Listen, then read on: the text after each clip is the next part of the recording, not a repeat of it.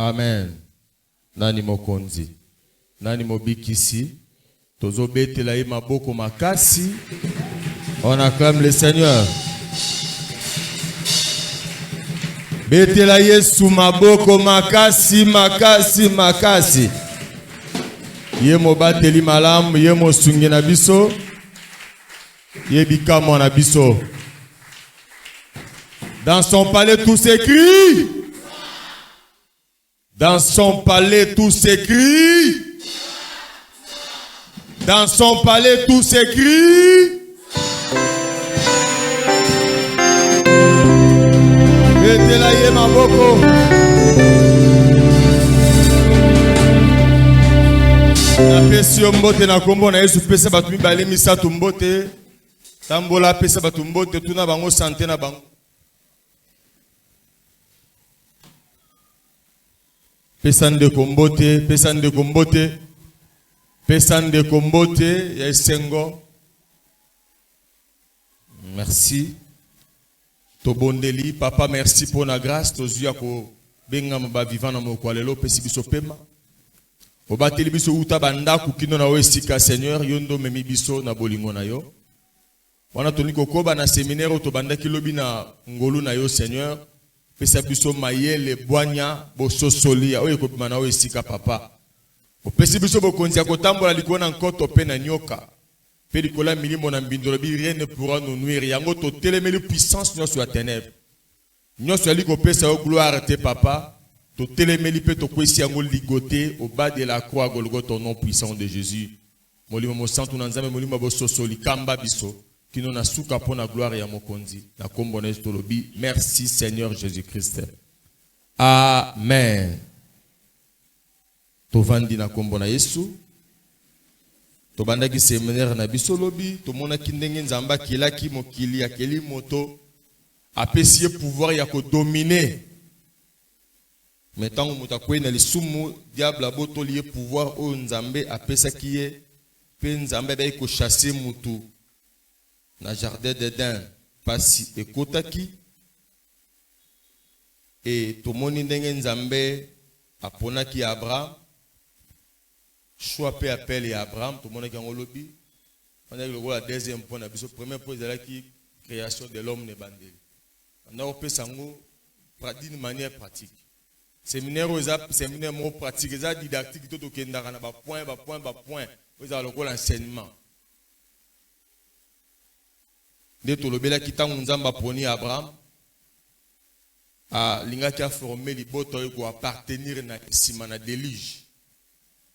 Nde yalbaki na Abraham bima esiko zali kende nganzambe na kozala na yo na komisa kombo na monene na kopambola yo pe na kopambola ba kopambola yo pe na kolakela mabe ba kolakela yo mabe pe ya bima ki sans calcul akenda ki kolandisama mokano pe vision ya nzambe biso bana na nzambe senge to tambola selon vision ya nzambe selon batute selon ba famille na biso te selon ba coutume na biso te.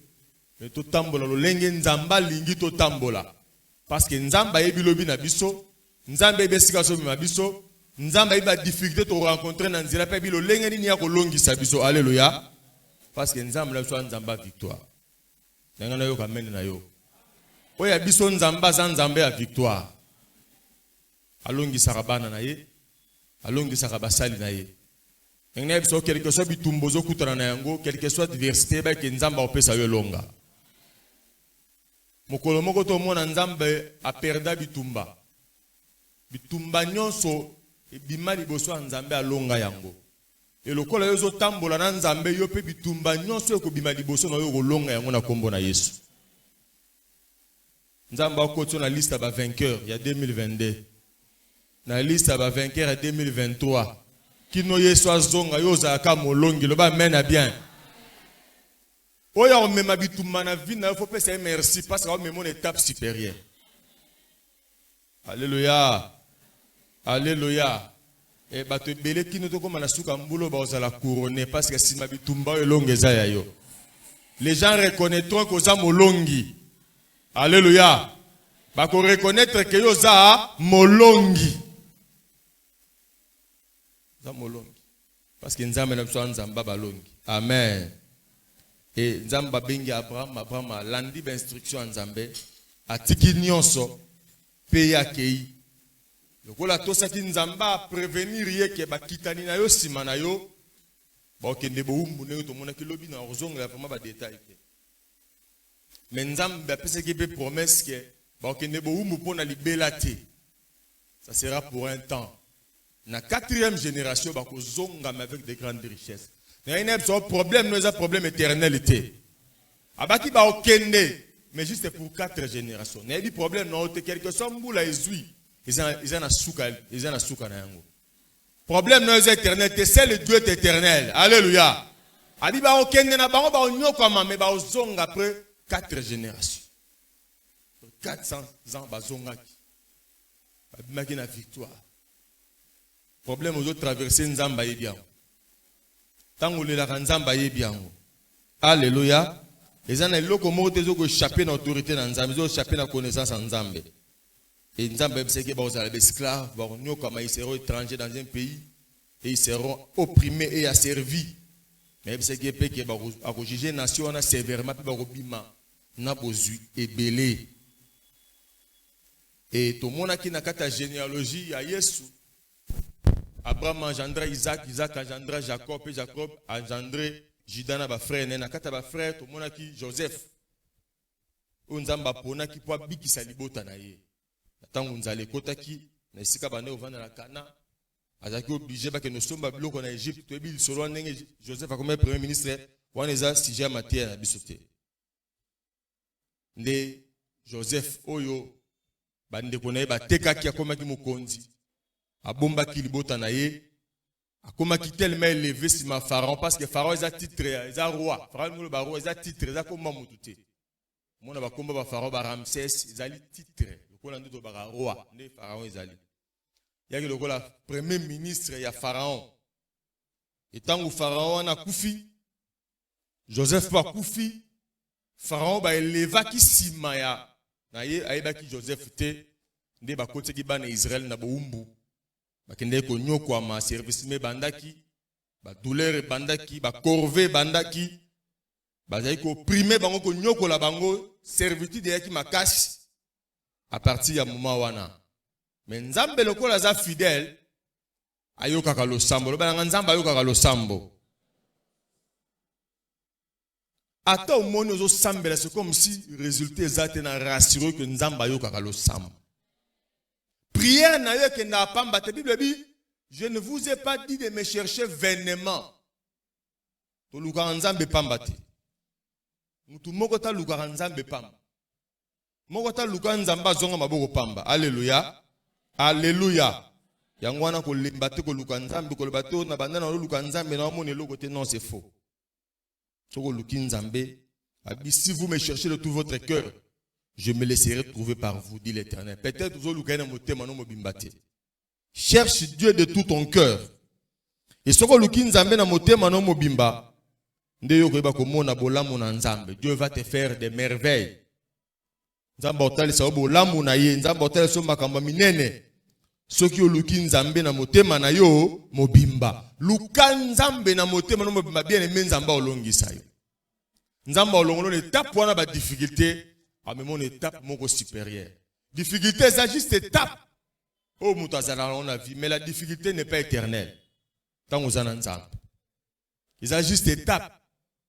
Moutou normal à Belaka, moutou normal à Yokakanzala, c'est comme ça, c'est normal. C'est pas parce que Béli que Dieu t'a rejeté, non, c'est pas le cas. Nzamba Bossanyo te pose malade, Nzamba Bossanyo te pose un chômage. Nzamba bosono te pona no malikamba libala ngo simbite Nzamba bosono te pona no zu mwana te non. C'est pas que Dieu t'a oublié. Nzamba bosana ba o ya yete. Alléluia. Tu es toujours dans les plans merveilleux de Dieu malgré ba difficulté zo kutana na yango, malgré ba problème zo silate. Na rassurer yo ke Nzambe abwaka yo te ke Nzambe abosana yo te. Amen amen. Nzamba biba o ya yeba ko former une race bénie de l'Éternel. Toi tu es une race bénie ya Nzambe. Voilà pourquoi le diable cherche à te combattre. Parce que tu es une bénédiction en soi. Non seulement tu es béni, mais tu es une bénédiction. Alléluia. Alléluia. Bible dit car ils formeront une race bénie de l'Éternel. Tu es la race bénie de l'Éternel. Tu es choisi de Dieu. Vous avez nzamba poni. Vous avez nzamba bengi pour ça la bolamu. Loba amen bien. Vous avez mouton nzamba poni pour baye banzambe simana yo. Bat baye baka nzambe ten évangélisation. Baye banzambe na bolamu nzamba au les gens vont témoigner que ça c'est la main de Dieu. Vous avez panneau publicitaire ya nzambe. Bolamu nzambe ko s'afficher na bomo ina. Les gens vont lire les bontés de Dieu dans ta vie. Loba nanga amen bien. Nde to mona ka batie panneau bakomi vol CA Afrique d'ici Johannesburg Kinshasa. Ce qui 650 nde ba no mona ke nzambe pa pambola ba na vie na yo. Les gens vont lire les bontés de Dieu. Batu bako tanga ba merveille ya nzambe. Batu bako mona bikamo ya nzambe. Ba non, il y a un Dieu qui est vivant parce que to monyo nzamba saleli, nous croyons qu'il y a un Dieu. Tika to la nzambe wana. Alléluia. Les gens vont voir Dieu. Les gens vont voir que Dieu est avec toi. Mais avec Joseph à Kota qui na Égypte, le col en tabac comme une chose. Personne ne pouvait imaginer un étranger à comme un premier ministre na rang. Ayaka pen Égypte était pour tanga. Ayaka en Égypte le col esclave ba somba kay le col esclave. Ataka étudiant. Oh étudiant. Dans l'université à KRT, Azaka étudiant. C'était pas un domestique, c'était un esclave.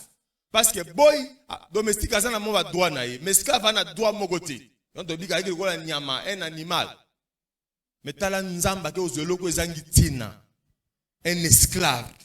A tombole ko lega batu nyonso ya ko ngumba melati ya telema ka faraonda ki likolo na ye. Loba nanga mena bien.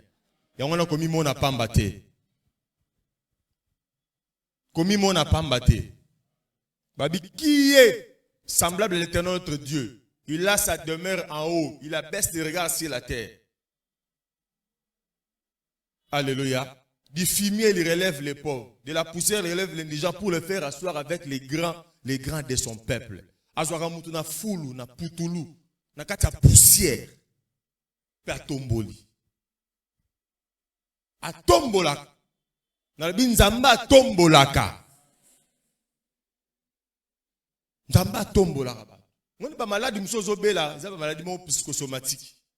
Comment obéla au moins estomac, au moins estomac, au capacité koto, oh, na yo kati koto. Ezapo eloko zela non ozuite. Mukolo nzamba opambolo obosa na malade lokuta. On a ba malade moi lokuta, c'est psychosomatique. C'est par rapport à ton problème non malade monsieur zobima, oh, moi estomac, moi insomnie. On a comment yo comment passe na liboko ezaba maladie psychosomatique. Na biso mukolo nzamba opambolo oyo ebsanga passer. Quand nous lo ba bina yo ka suye loko wana te. Amen. Amen. Na ba nginde ko moi kana problème mutu passe ici la raté. Ah na moi fiancé mo boye papa babala na raté umela. Na biso za psychosomatique.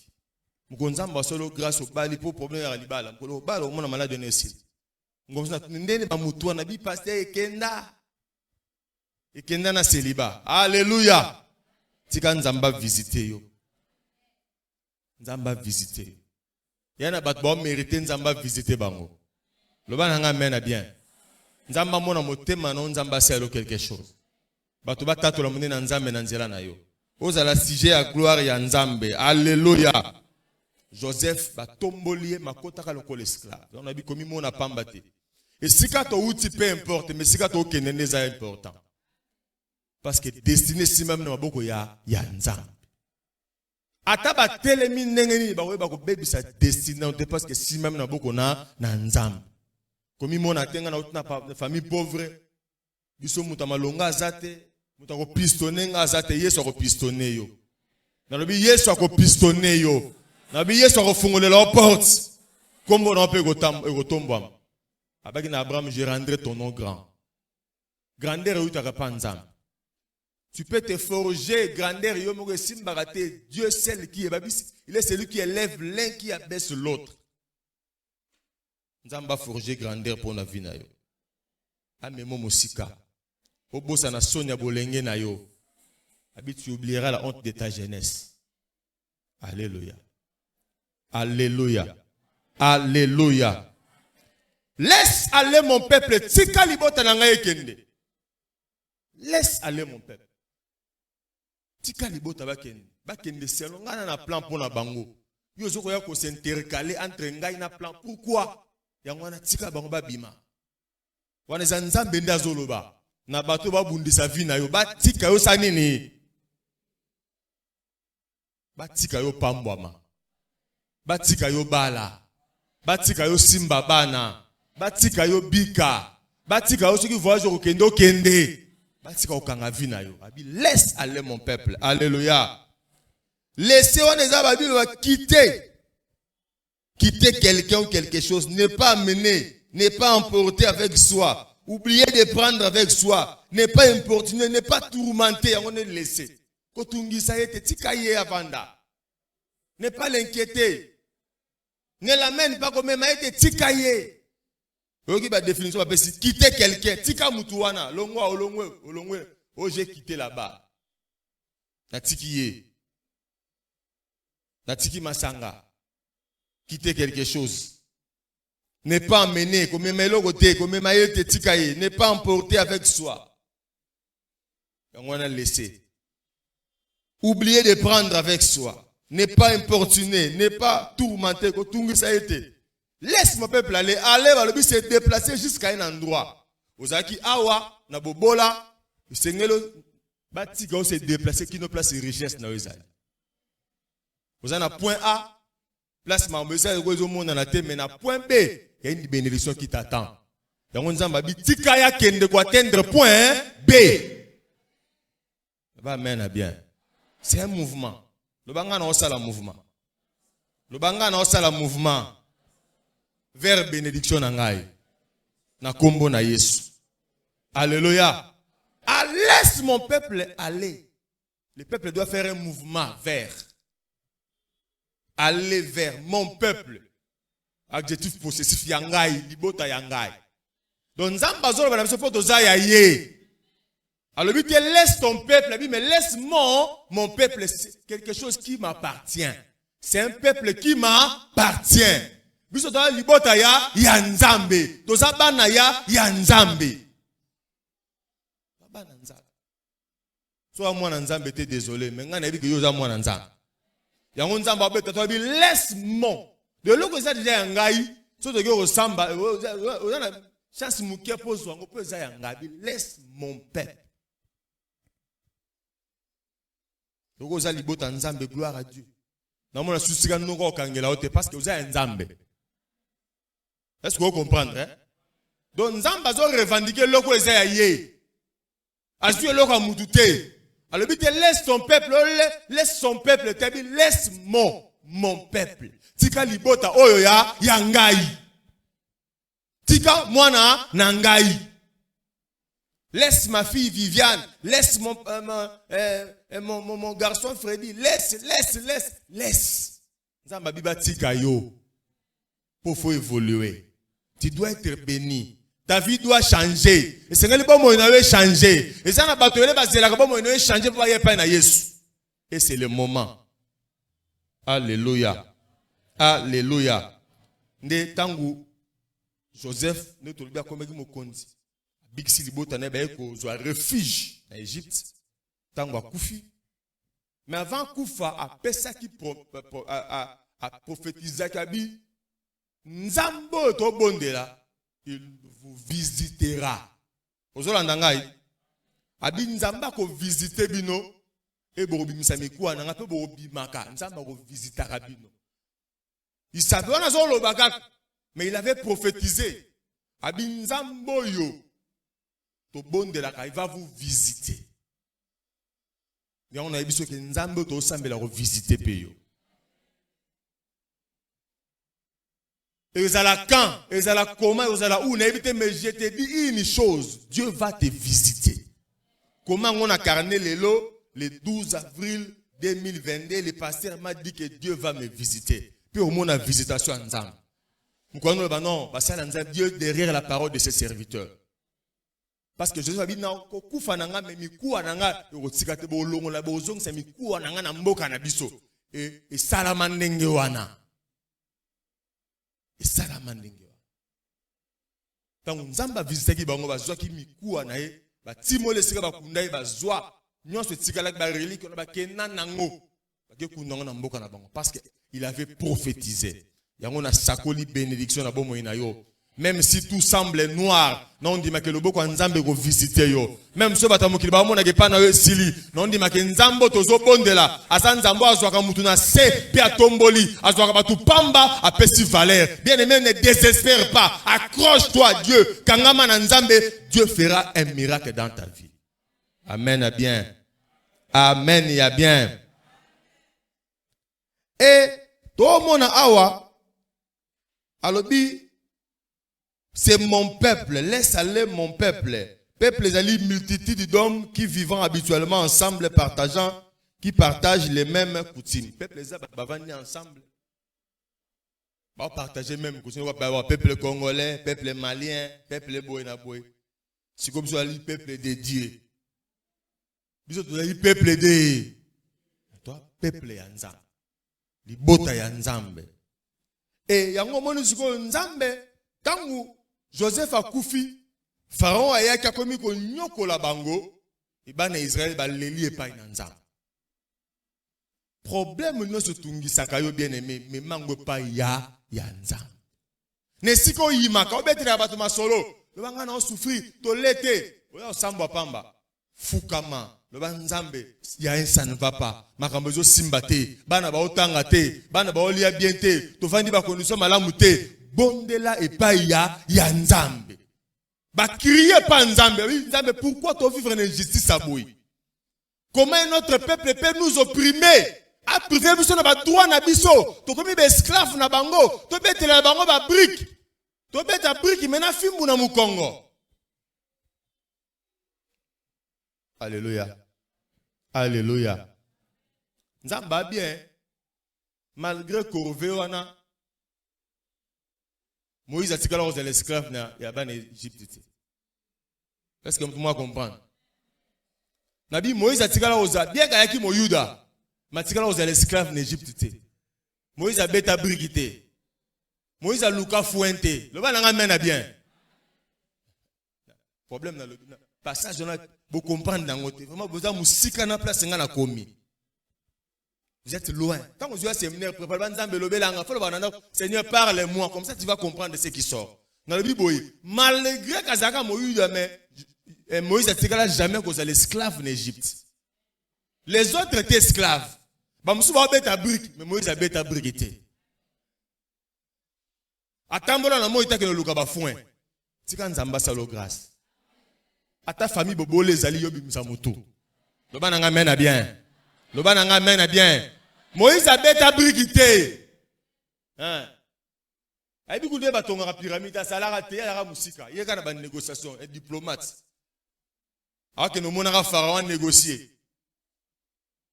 Il faisait la profession de diplomate dans le moment. Pendant que les autres étaient dans des corvées. Pour bête à brique, il y a ça, il va l'occuper. Il faut un brique. Si vous avez 100 briques par jour, il faut que sanctionner. C'était difficile. Alléluia. La compassion de Dieu pour son peuple.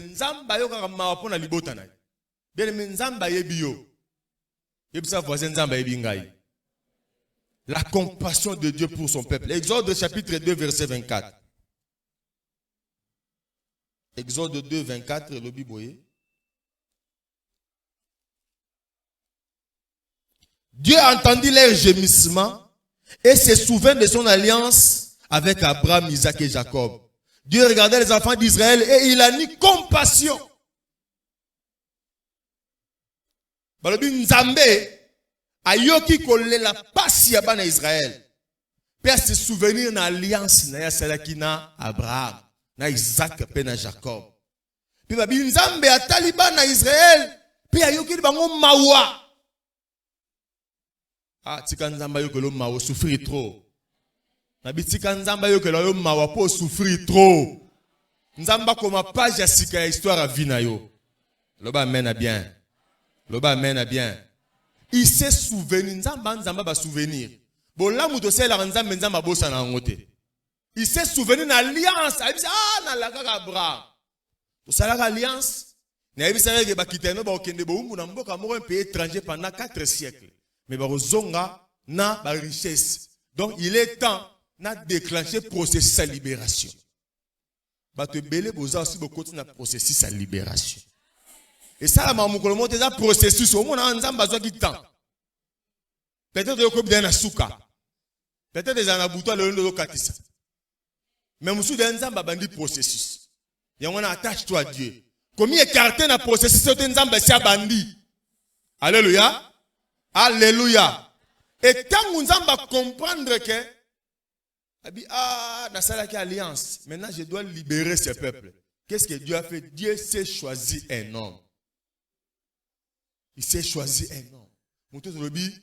Un homme de Lévi épousait une femme de Lévi.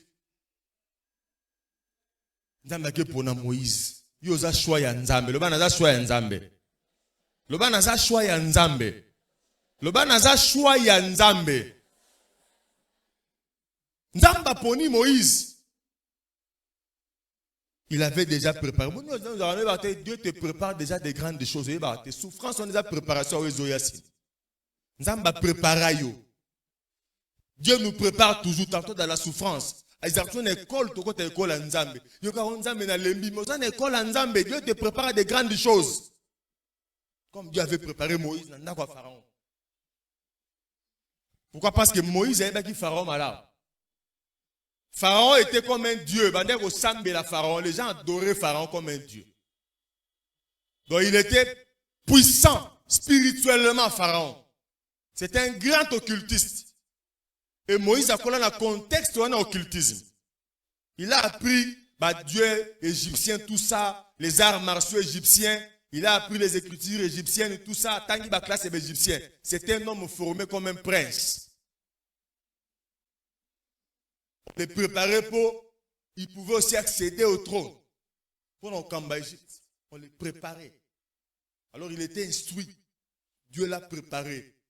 Et il y a l'exception de l'école pour nous préparer. Il nous prépare. Tant qu'on n'est pas en Zambie, on continue l'école de Dieu. Amen, bien. Aux école, il y a un Zambie. Dieu te prépare à des grandes choses. Il y a une image qui va dire on te prépare à quelque chose. L'église est aussi une école. Ils ont préparé une humilité. Ils ont préparé une grandeur. C'est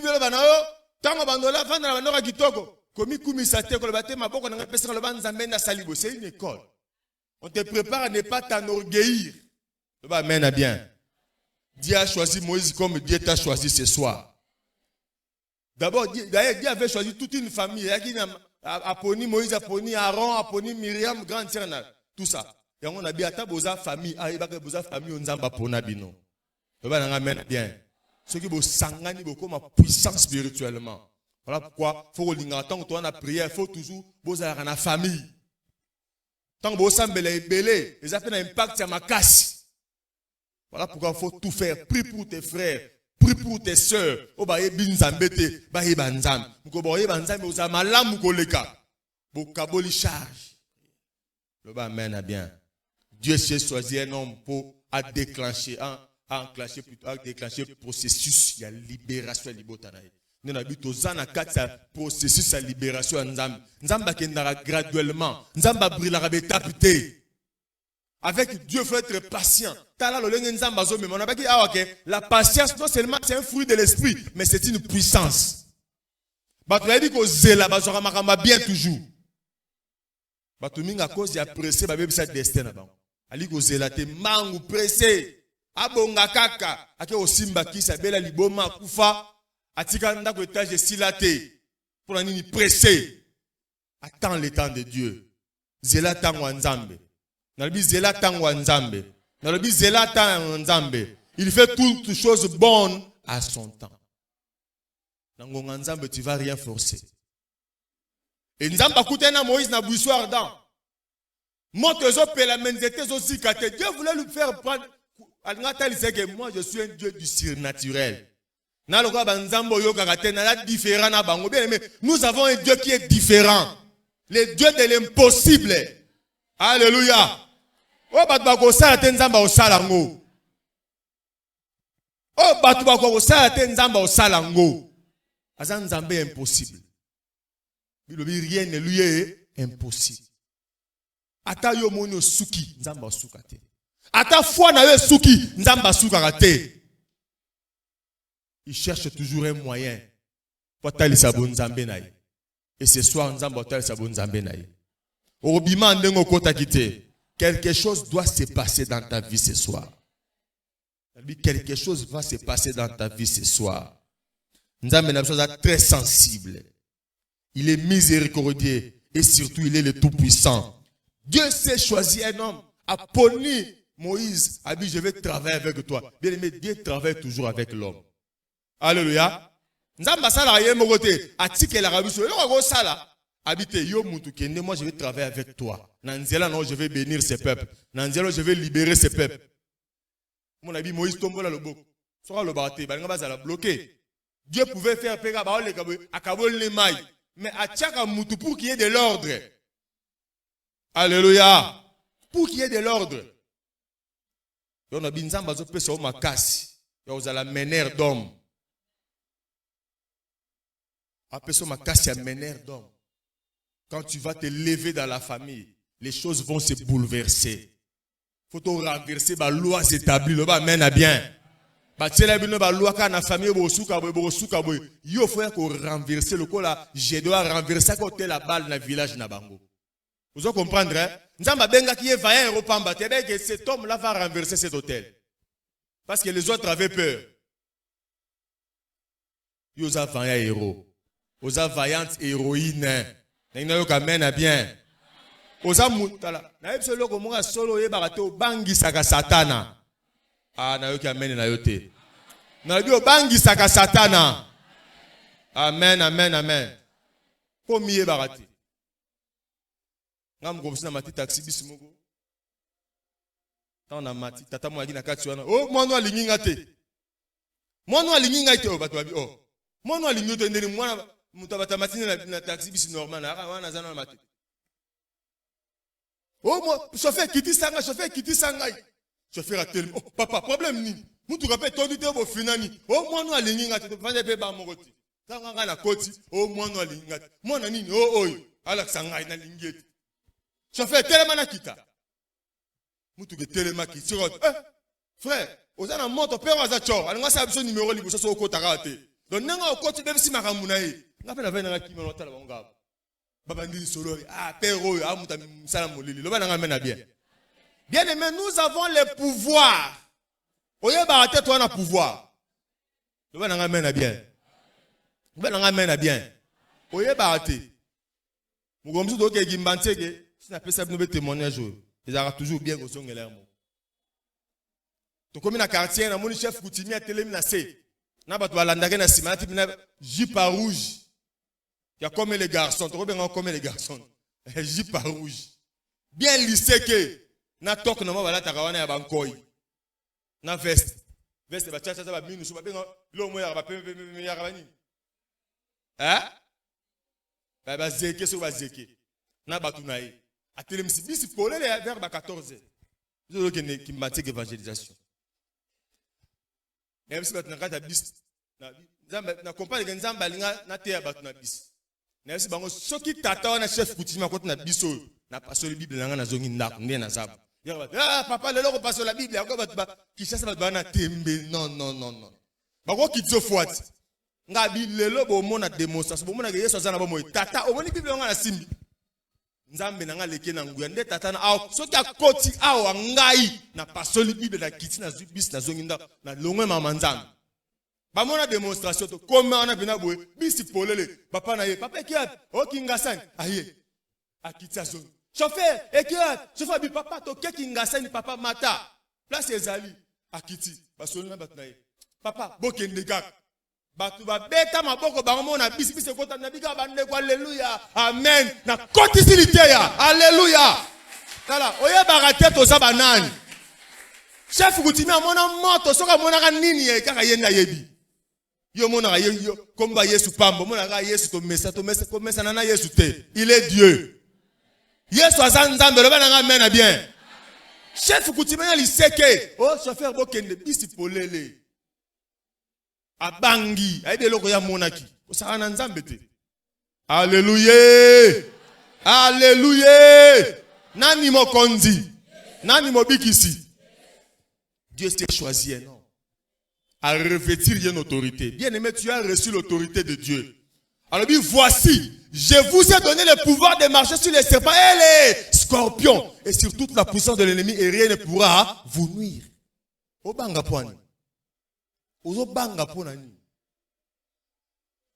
Obanga poani. Après si vous avez konza kotamba likuwa na nkoto pe na nyoka. Mais nyoka so akoya to panzana. Ça na boma nyoka na ozongela témoin mama foye wana. Yem tamona nyoka. To sisi kilti matnal na tongo. To panzani na tongo mnamdake na shamba na yeye sama kama na yeye. Ayebisa ngo yeye kutala nyoka ngabi. Nyoka na ndako. Ah. Na vili bo nyoka wasana bi nyoka ngabi ayo za akabo osasa ba jena tongo. Na yeye penda na modi pena. Na moni abenda basafati. Oh nyoka ngabi. Nyoka yo sima basafati boy.